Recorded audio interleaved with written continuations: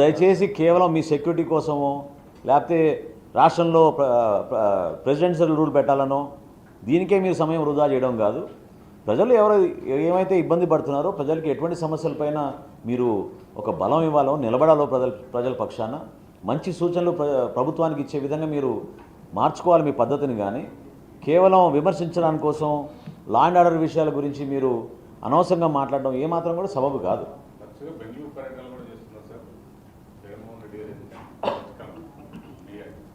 అంటే he has a freedom తప్పకుండా. ఆయన ఎక్కడ పోయి ఉన్నా, బెంగళూరులో ఉన్నా, హైదరాబాద్లో ఉన్నా ఆయన ప్రతిపక్ష నాయకుడిగా నిలబడ్డారు కాబట్టి నిలబడాలి. ఆయన హోదా గురించి పక్కన పెట్టండి. కానీ ఆయన ఒక పార్టీ అంటే ఆ పార్టీ విచిత్రం ఏంటంటే ఆ పార్టీ తాడు బొంగరం లేని పార్టీ. ఈ రోజుకి వాళ్ళకి ఎలక్షన్ కమిషన్లో ఎవరు వైఎస్ఆర్సీపీ పార్టీకి అధ్యక్షుడో తెలియదు, జరగలేదు, అసలు ఎలక్షన్ జరగలేదు, సభ్యత్వం లేని పార్టీ అది. సో ముందు అటువంటి అంశాలపైన వాళ్ళు మాట్లాడుకుని ముందు ఇంటిని చక్కబెట్టుకోవడం బెటర్. కానీ అనవసరంగా ప్రభుత్వం పైన ఈ విధంగా విమర్శలు చేసి రాష్ట్రపతి పరిపాలన విధించాలని ఈయన నెల రోజుల్లోనే వీధిలోకి రావడం చాలా ఆశ్చర్యకరమైన విషయం, చాలా దౌర్భాగ్యమైన పరిస్థితి. అంటే ఖచ్చితంగా అమలు చేస్తామండి.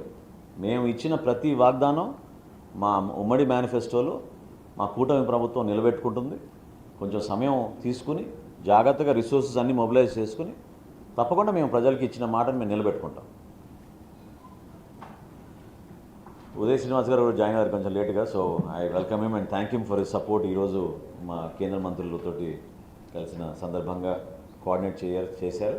సో జనసేన పార్టీ ఖచ్చితంగా పార్లమెంట్లో, ప్రత్యేకంగా లోక్సభలో మాకు 2 సభ్యులు, కూటమిలో భాగంగా మా పార్టీ అధ్యక్షులు పవన్ కళ్యాణ్ గారు ఇచ్చిన ఆదేశాల మేరకు ఎప్పుడు కూడా ప్రజల కోసం నిరంతరంగా ఆలోచించి మన రాష్ట్రానికి మేలు జరిగే విధంగా వీళ్ళందరూ కూడా సహకరిస్తారని మనస్ఫూర్తిగా నేను ఈ రోజున మీ అందరితో కూడా పంచుకుంటూ వచ్చిన ప్రతి ఒక్కరికి ప్రత్యేకంగా ధన్యవాదాలు. Thank you.